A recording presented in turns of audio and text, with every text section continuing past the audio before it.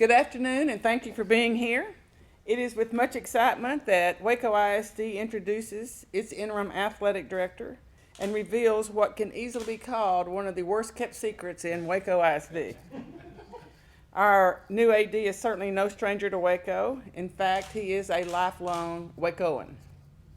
And he is certainly no stranger to Waco ISD because he worked for the district for almost 3 decades. Coach Johnny Tusa was head football coach of the Waco High Lions from 1986 until 2008, amassing an overall record of 181 wins, 81 losses, and 2 ties. Obviously, those 2 ties occurred back in the day whenever it was prior to today's overtime format. Prior to his 23-year stint at Waco High, Coach Tusa was head coach of the Jefferson Moore Lions. Jefferson Moore, Waco High, and Richfield were consolidated in 1986. A 2-time Coach of the Year, Coach Tusa has worked a total of 38 years in the coaching profession. Since his retirement from Waco ISD 4 years ago, Coach Tusa has been working with former Baylor coach Grant Taft at the American Football Coaches Association. We are filled with promise to have 2 of Coach Tusa's pups, Marty Herbst and Keith Willis, now leading our 2 football programs. Coach Tusa's reputation, past successes, and familiarity with Waco ISD make him the obvious choice to lead our athletic department. Ladies and gentlemen, please help me welcome back to Waco ISD, Coach Johnny Tusa.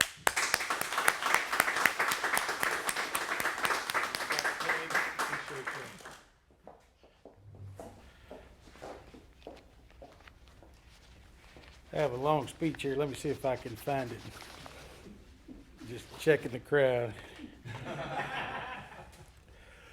Well, first of all, let me say thank you, Dr. Kane, for that introduction, and thank you, Dr. Kane, for showing a confidence in me to step in at a critical time to lead this athletic program, and I'm grateful to you and grateful for your kind words. And when you said I was here before whatever we could tie games, that was describing how old I was. You could have done without that, but that's okay. You know, you're the boss, so you say what you want to say. I would be remiss. I've got a few introductions. First of all, my wife Darlene is here, and first of all, I thank God for her. I thank God for all the opportunities I've had, because to the good Lord it goes the glory, and I stand here today because I have been blessed by a wonderful wife, a wonderful family, and the blessings that can only come when you've spanned this length of time doing what I've been able to do in one area. Very proud to be a Wacoan. I believe this is the best place to live. I believe this is the best place to play, and I believe the Waco Independent School District is the rock of McLennan County, and we aim to make that better, grow it, and do the things necessary to give it all the stability that we possibly can. My daughter Casey is here. She, if Casey didn't overeat, she is due our first grandchild, and I can say this with all due respect. I'm more excited about that than anything, because being able to spoil a child and send them back to their family, that's got to be the greatest gift the good Lord could give to you. But I'm so proud of Casey and who she is, and excuse me, and what she's done, and her husband Lance is not here today, but he is also part of that family. Our older daughter is a performer in New York, and in case she gets wind of this or this hits YouTube, I want to make sure we mention her. She is a special person with special talents.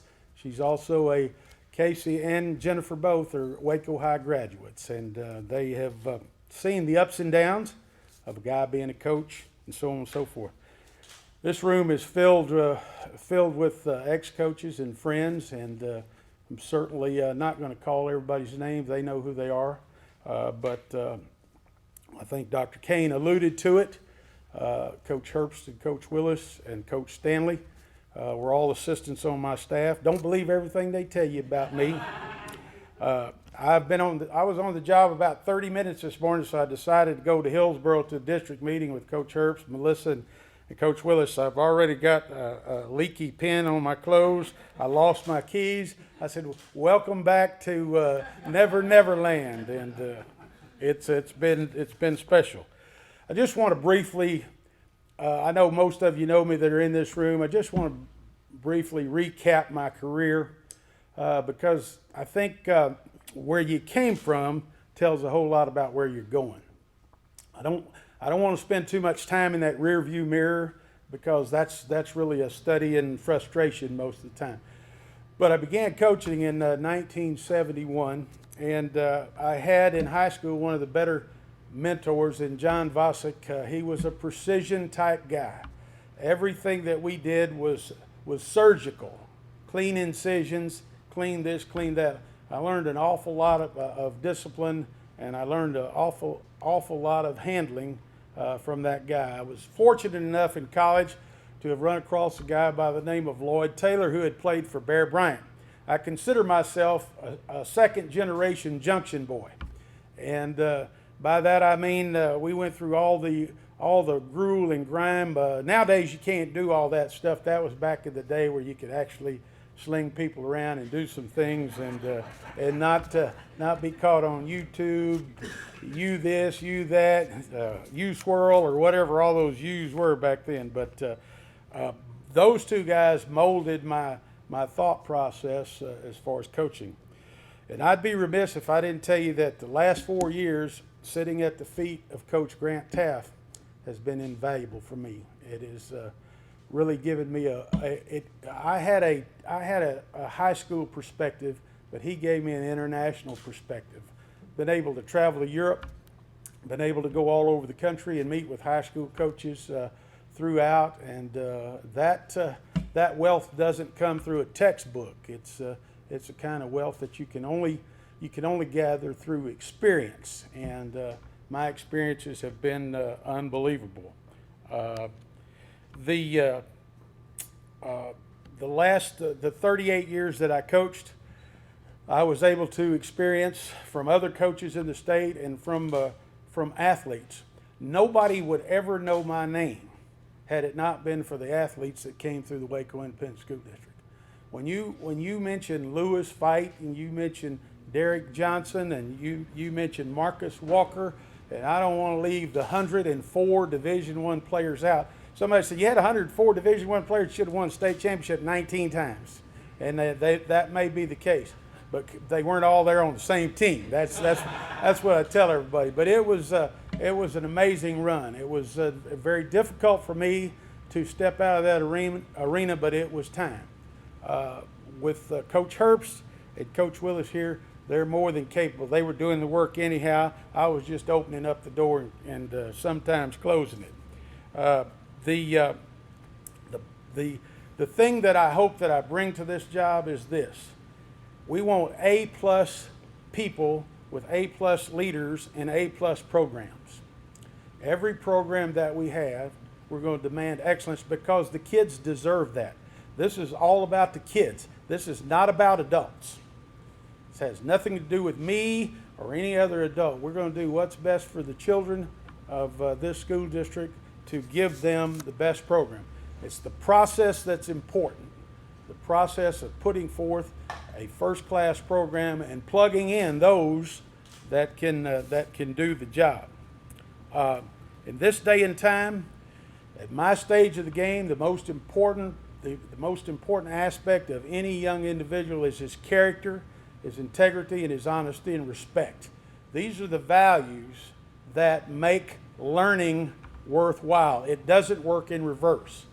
Most people think that people of intelligence get the job, but we have the statistics to prove that attitude and passion are what makes people great. Those two aspects. And with Coach Chapman here and just coming fresh off a state championship, Coach, congratulations to you one more time.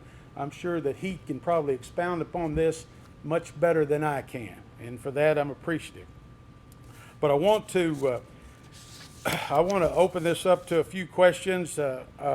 Victory, in my opinion, victory without honor is hollow, and it will only produce counterproductive student athletes, and that's going to be something that we're going to avoid.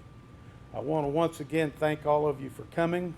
I want to thank you, Dr. Kane, again for this opportunity, and the board.